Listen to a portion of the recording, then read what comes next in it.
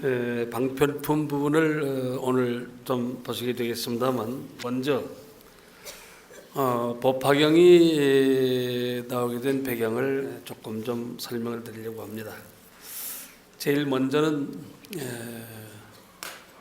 천태지자대사의 오시설이 있는데 그 부분을 잠깐 좀 말씀을 드리겠습니다. 부처님께서 처음에 29살 되던 해에 출가하시게 되는데, 가야성 가까운 곳에 보리수화에 계시면서 3-7일 동안을 살바부르신 그 부분을 우리는 지금 대방광불 화엄경을 설하신 시기다, 이렇게 말을 하고 있습니다. 대방광불 화엄경을 설하신 이때의 법화경의 대승경전은 이것은 유미라고 말할 수 있겠는데, 이것은 별교와 원교를 설한 그 부분이 돼서 그걸 겸교라 그래요.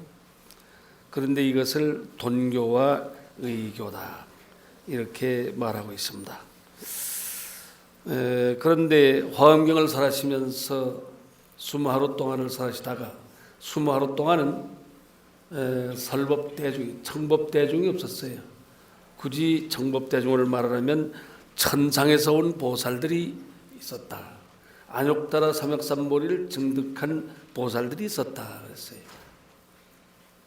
보살 그러면 부처님의 경지를 증득한 그런 분을 말하는 것인데, 3-7일 동안을 설하시다가 여롱여라, 중생이 규먹어려 갖고 벙어려 같았다 그랬어요. 그래서 그것을 자취하고 그만두고 수준을 낮추어서 설하신 것이 바라나국 녹야원에서 12년간에 걸쳐서 아함경을 설하시는데, 그 아함경을 우리가 정일아함경, 장아함경, 중아함경, 자바함경, 이 네 가지 경전을 가지고 말씀하는 건데, 이걸 우리가 지금 와서는 말을 하기를 대개 소승경이다 이렇게들 말하지만은, 이것은 낭미라고 하는 말을 쓰고 있습니다. 낭미라고 하는 것은 아직 정제가 되지 않는 유미를 말하는 것이에요. 그런데 장교만을 설하셨기 때문에 이것을 단교와 이렇게 말을 하고 있습니다. 그래서 이것은 유인의 교다, 장래에 대승경전을 설하기 위해서 유인한 교다, 이렇게 말하는데, 이 부분을 법장 스님께서는 이것을 우법소승교다 이런 말을 하고 있어요. 우법소승이라. 그런데 이와 같이 12년 동안을 설하시다가 근기가 향상하는 걸 보고서 대승경전을 시작하게 됐는데, 이것을 법장 스님은 대승시교라는 말을 쓰고 있습니다. 대승경전을 설하기 시작했다, 그런 것이죠. 그래서 욕계, 색계 중간에 대보방에서 설했다. 그런데 그 기간이 거의 한 16년간, 일설에는 이것을 8년간이라는 말을 쓰고 있습니다. 그 8년 동안에 설하신 대체로의 경전들을 보면은 승만경이라든지 해신밀경, 능가경, 혹은 순응암경, 혹은 관경, 상관경, 그래서 아미타경, 금광명경, 대일경, 이와 같은 경전들, 그리고 금강정경, 유마경, 이와 같은 등의 대승경전들을 설하고 있습니다. 그래서 우리는 이 대승경전의 세계를, 이것을 권대승경이다 이런 말 쓰고 있는데, 이 부분은 생솜이라 쓰고 있어요. 우유를 처음에 짜가지고서 정제한 것을 우리가 유미라고 그런다면은, 이것은 아함경 시대에 와가지고서 이것을 낭미라. 그런데 지금 방등경 시대에 와가지고서는 이것을 생솜이라는 말을 쓰고 있습니다. 그래서 이것을 장교, 통교, 원교, 별교 이와 같은 등에 대비해서 설한 것이 여기서 대라는 말 쓰고 있어요. 그래서 이 부분은 점교라는 말을 쓰고 있습니다. 그러면서 설하게 된 것이 방등경 8년간을 지내서 거의 반야경을 설하게 되는데, 이 반야경을 설한 기간을 보면은 거의 한 14년간, 그리고 일설에는 이것을 22제 단반야라는 말을 쓰고 있어요. 그래서 마하반야, 광찬반야, 금강반야, 권대승교, 이것을 숙솜이라는 말을 쓰고 있습니다. 이와 같은 등의 세 개를 권대승이라, 권이라는 말은 방편을 말하고 있는 것이에요. 그런데 이 과정을 아직도 점교라는 말을 쓰고 있습니다. 그래서 도태교다 이런 말을 쓰고 있는데, 이와 같은 등의 과정을 거쳐서 비로소 저 중천축 영축산에서 이제 설법을 하시게 되는데, 이것이 바로 법화경의 세계다. 그래서 법화경을 설하시기를 8년간 설하시고, 법화경은 28품이에요. 28품인데 우리는 이것을 전 14품, 후 14품으로 말을 하고 있습니다. 이때의 결론으로서 열반경을 설하시게 된다. 그래서 이것을 실대성경이다, 제홈이라는 말을 쓰고 있어요. 제홈이라고 하는 것은 우유를 8번 끓여서 마지막 남은 그 맛을 제홈이라, 최후의 맛을 제홈이라는 말을 쓰고 있는 겁니다. 그런데 대체로 종파에 따라서 형식이 좀 다르겠습니다만,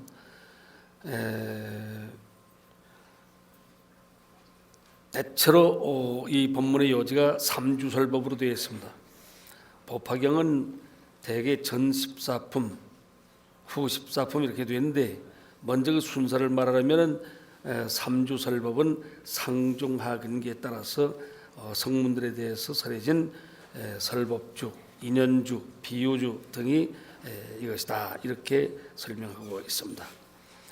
설법주를 보면은 설법주는 상근대지를 위해서 설하고, 그 상근대지는 대체로 대표적인 인물이 사리불존자와 같으니다. 그래서 사리불존자와 같으니는 방편품, 비유품 같은 데서 영해를 얻는다. 그리고 비유주에 가서는 중근을 말하는데, 중근기는 대체로 가섭존자와 목건전자와 같은 이런 제자들인데, 비유품, 약초유품, 수기품, 이와 같은 데서 영예를 얻고, 목련존자는 목련과 수보리존자, 그리고 가절련, 이와 같은 등의 제자들이 있다.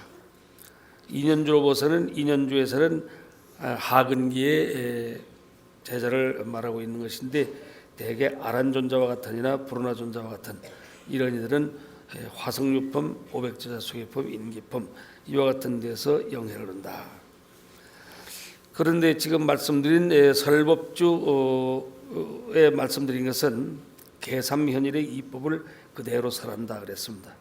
상근의 사리불에 대해서 법화경 방편품 제2에서 계삼현일의 계삼현일은 소승, 중승, 대승을 회통해서 일승을 나타내는 말을 하고 있는 것인데, 이법을 설한 것이다.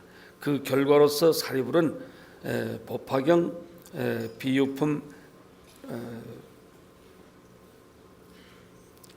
방편품 제2에서 영의 수기를 받는다 그랬습니다. 대개 이와 같은 등으로 설법을 하고 있습니다만, 그 대체로의 오늘 여러분이 들으셔야 할 방편품의 대의를 보면은, 이것은 정문의 정종문에서 상근기를 대해서 설법주의 제1정설이 된다. 삼승의 권집을 이렇게 열어서 일승이 진실임을 나타낸 일단이라고 말할 수 있습니다.